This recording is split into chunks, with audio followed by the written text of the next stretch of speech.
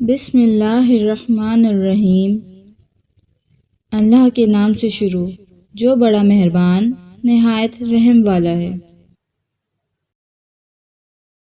In the name of Allah, the most beneficent and the most merciful.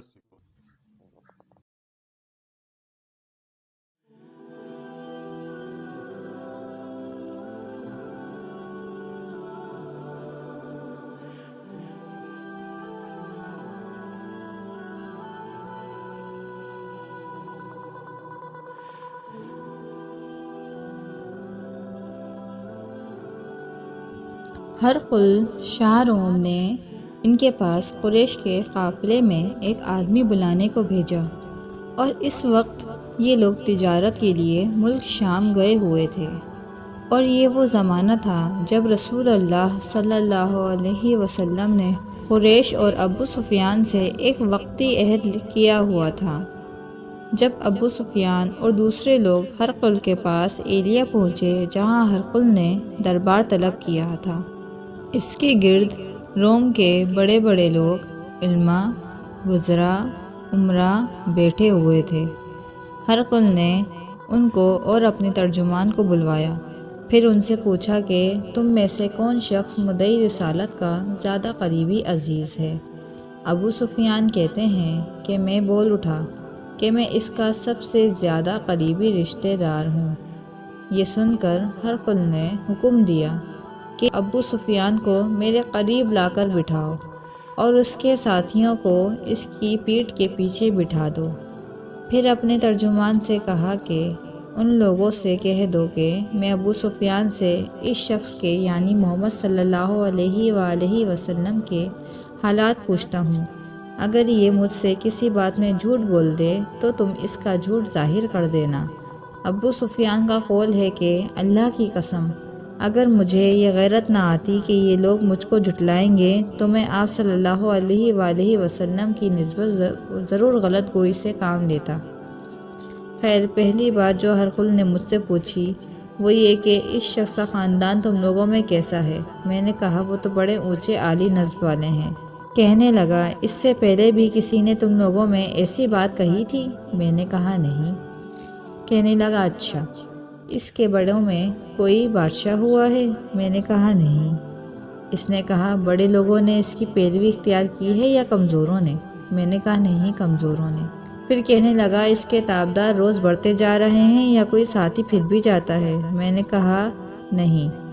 کہنے لگا کہ کیا اپنے اس دعویٰ نبوت سے پہلے کبھی کسی بھی موقع پر اس نے جھوٹ بولا ہے؟ میں نے کہا نہیں۔ اور اب ہماری اس سے صلح کی ایک مقررہ مدت ٹھہری ہوئی ہے، معلوم نہیں وہ اس میں کیا کرنے والا ہے۔ ابو سفیان کہتے ہیں میں اس بات کے سوا اور کوئی جھوٹ اس گفتگو میں شامل نہ کر سکا۔ ہرقل نے کہا کیا تمہاری اس سے کبھی لڑائی بھی ہوتی ہے؟ ہم نے کہا کہ ہاں۔ بولا پھر تمہاری اور اس کی جنگ کا کیا حال ہوتا ہے؟ میں نے کہا لڑائی ڈول کی طرح ہے، کبھی وہ ہم سے میدان جنگ جیت لیتے ہیں اور کبھی ہم ان سے جیت لیتے ہیں۔ ہرقل نے پوچھا وہ تمہیں کس بات کا حکم دیتا ہے؟ میں نے کہا وہ کہتا ہے کہ صرف ایک اللہ ہی کی عبادت کرو، اس کا کسی کو شریک نہ بناؤ اور اپنے باپ دادا کی شرک کی باتیں چھوڑ دو، اور ہمیں نماز پڑھنے، سچ بولنے، پرہیزگاری اور صلہ رحمی کا حکم دیتا ہے۔ یہ سب سن کر پھر ہرقل نے اپنے ترجمان سے کہا کہ اے ابو سفیان سے کہہ دے کہ میں نے تم سے اس کا نسب پوچھا تو تم نے کہا کہ وہ ہم میں عالی نسب ہے اور پیغمبر اپنی قوم میں عالی نسب ہی بھیجے جایا کرتے ہیں۔ میں نے تم سے پوچھا کہ دعویٰ نبوت کی یہ بات تمہارے اندر اس سے پہلے کسی اور نے بھی کہی تھی تو تم نے جواب دیا کہ نہیں۔ تب میں نے اپنے دل میں کہا کہ اگر یہ بات اس سے پہلے کسی نے کہی ہوتی میں سمجھتا کہ اس شخص نے اسی بات کی تقلید کی ہے جو پہلے کہی جا چکی ہے۔ میں نے تم سے پوچھا کہ اس کے بڑوں میں کوئی بادشاہ بھی گزرا ہے؟ تم نے کہا کہ نہیں۔ تو میں نے دل میں کہا کہ ان کے بزرگوں میں سے کوئی بادشاہ ہوا ہوگا تو کہہ دوں گا کہ وہ شخص اس بہانہ اپنے آباء و اجداد کی بادشاہت اور ان کا ملک دوبارہ حاصل کرنا چاہتا ہے۔ اور میں نے تم سے پوچھا کہ اس بات کے کہنے یعنی پیغمبری کا دعویٰ کرنے سے پہلے تم نے کبھی اس کو دروغ گوئی کا الزام لگایا ہے؟ تم نے کہا کہ نہیں۔ تو میں نے سمجھ لیا کہ جو شخص آدمیوں کے ساتھ دروغ گوئی سے بچے وہ اللہ کے بارے میں کیسے جھوٹی باتیں کہہ سکتا ہے۔ اور میں نے تم سے پوچھا کہ بڑے لوگ اس کے پیرو ہوتے ہیں یا کمزور آدمی؟ تم نے کہا کمزوروں نے اس کی اتباع کی ہے۔ تو میں دراصل یہی لوگوں پیغمبروں کے متبعین ہوتے ہیں۔ اور میں نے تم سے پوچھا کہ اس کے ساتھی بڑھ رہے ہیں یا کم ہو رہے ہیں؟ تم نے کہا کہ وہ بڑھ رہے ہیں۔ اور ایمان کی کیفیت یہی ہوتی ہے حتیٰ کہ وہ کامل ہو جاتا ہے۔ اور میں نے تم سے پوچھا کہ آیا کوئی شخص اس کے دین سے ناخوش ہو کر مرتد بھی ہو جاتا ہے؟ تم نے کہا نہیں۔ تو ایمان کی خاصیت بھی یہی ہے، جن کے دلوں میں اس کی مسرت رچ بس جائے وہ اس سے لوٹا نہیں کرتے۔ اور میں نے تم سے پوچھا کہ آیا وہ کبھی عہد شکنی کرتے ہیں؟ تم نے کہا نہیں۔ پیغمبروں کا یہی حال ہوتا ہے، وہ عہد کی خلاف ورزی نہیں کرتے۔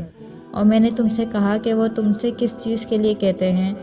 تم نے کہا کہ وہ ہمیں حکم دیتے ہیں کہ اللہ کی عبادت کرو، اس کے ساتھ کسی کو شریک نہ ٹھہراؤ، اور تمہیں بتوں کی پرستش سے روکتے ہیں، سچ بولنے اور پرہیزگاری کا حکم دیتے ہیں۔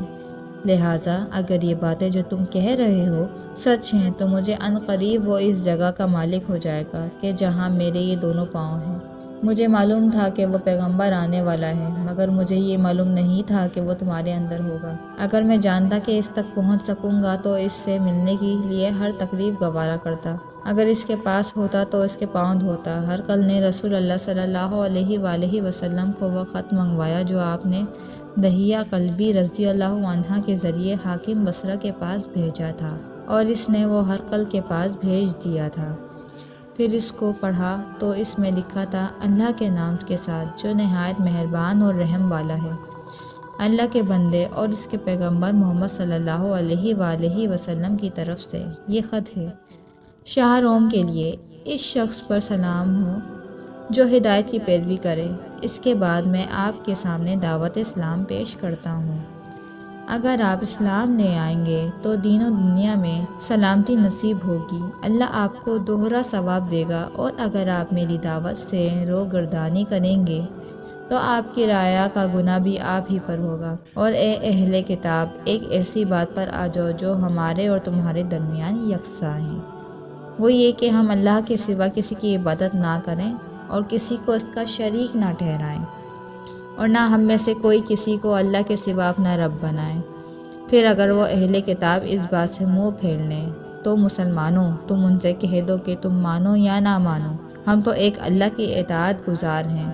ابو سفیان کہتے ہیں، جب ہرقل نے جو کچھ کہنا تھا کہہ دیا، وہ خط پڑھ کے فارغ ہوا تو اس کے ارد گرد بہت شور و غوطہ ہوا، بہت سی آوازیں اٹھیں اور ہمیں باہر نکال دیا گیا۔ تب میں نے اپنے ساتھیوں سے کہا کہ ابو کبشہ کے بیٹے نبی کریم صلی اللہ علیہ وآلہ وسلم کا معاملہ تو بہت بڑھ گیا، دیکھو تو اس سے بنی اصفر روم کا بادشاہ بھی ڈرتا ہے۔ مجھے اس وقت سے اس بات کا یقین ہو گیا کہ نبی کریم صلی اللہ علیہ وآلہ وسلم عنقریب غالب ہو کر رہیں گے، حتیٰ کہ اللہ نے مجھے مسلمان کر دیا۔ راوی کا بیان ہے کہ ابن ناطور ایلیا کا حاکم، ہرقل کا مصاحب اور شام کے نصارہ کا لاٹ پادری بیان کرتا تھا کہ ہرقل جب ایلیا آیا ایک دن صبح کو پریشان اٹھا تو اس کے درباریوں نے دریافت کیا کہ آج ہم آپ کی حالت بدلی ہوئی پاتے ہیں، کیا وجہ ہے؟ ابن ناطور کا بیان ہے کہ ہرقل نجومی تھا، علم نجوم میں وہ پوری مہارت رکھتا تھا۔ اس نے اپنے ہم نشینوں کو بتایا کہ میں نے آج رات ستاروں پر نظر ڈالی تو دیکھا کہ ختنہ کرنے والوں کا بادشاہ ہمارے ملک پر غالب آ گیا ہے۔ بھلا اس زمانے میں کون لوگ ختنہ کرتے ہیں؟ انہوں نے کہا کہ یہود کے سوا کوئی ختنہ نہیں کرتا، سو ان کی وجہ سے پریشان نہ ہو، سلطنت کے تمام شہروں میں یہ حکم لکھ بھیجیے کہ وہاں جتنے یہودی ہوں سب قتل کر دیے جائیں۔ وہ لوگ انہی باتوں میں مشغول تھے کہ ہرقل کے پاس ایک آدمی لایا گیا جسے شاہ غسان نے بھیجا تھا۔ اس نے رسول اللہ صلی اللہ علیہ وآلہ وسلم کے حالات بیان کیے، اور جب ہرقل نے سارے حالات سن لیے تو کہا کہ جا کر دیکھو وہ ختنہ کیے ہوئے ہیں یا نہیں۔ انہوں نے اسے دیکھا تو بتلایا کہ وہ ختنہ کیا ہوا ہے۔ ہرقل نے جب اس شخص سے عرب کے بارے میں پوچھا تو اس نے بتلایا کہ وہ ختنہ کرتے ہیں۔ تب ہرقل نے کہا کہ یہی محمد صلی اللہ علیہ وآلہ وسلم اس امت کے بادشاہ ہیں جو پیدا ہو چکے ہیں۔ پھر اس نے اپنے ایک دوست کو رومیہ خط لکھا اور وہ بھی علم نجوم میں ہرقل کی طرح ماہر تھا۔ پھر وہاں سے ہرقل حمص چلا گیا۔ ابھی حمص سے نکلا نہیں تھا کہ اس کے دوست کا خط اس کے جواب میں آ گیا کہ اس کی رائے بھی نبی کریم صلی اللہ علیہ وآلہ وسلم کے ظہور کے بارے میں ہرقل کے موافق تھی کہ محمد صلی اللہ علیہ وآلہ وسلم واقعی پیغمبر ہیں۔ اس کے بعد ہرقل نے روم کے بڑے آدمیوں کو اپنے حمص کے محل میں طلب کیا اور اس کے حکم سے محل کے دروازے بند کر لیے گئے۔ پھر وہ اپنے خاص محل سے باہر آیا اور کہا، اے روم والو، کیا ہدایت اور کامیابی میں کچھ حصہ تمہارے لیے بھی ہے؟ اگر تم اپنی سلطنت کی بقا چاہتے ہو تو پھر اس نبی کی بیعت کر لو اور مسلمان ہو جاؤ۔ یہ سننا تھا کہ پھر وہ لوگ وحشی گدھوں کی طرح دروازوں کی طرف دوڑے مگر انہیں بند پایا۔ آخر ہرقل جب اس بات سے ان کی یہ نفرت دیکھی اور ان کے ایمان لانے سے مایوس ہو گیا تو کہنے لگا کہ ان لوگوں کو میرے پاس لاؤ۔ اور جب وہ دوبارہ آئے تو اس نے کہا، میں نے جو بات کہی تھی اس سے تمہاری دینی پختگی کی آزمائش مقصود تھی، سو وہ میں نے دیکھ لی۔ تب یہ بات سن کر وہ سب کے سب اس کے سامنے سجدے میں گر پڑے اور اس سے خوش ہو گئے۔ بالآخر ہرقل کی آخری حالت یہی رہی۔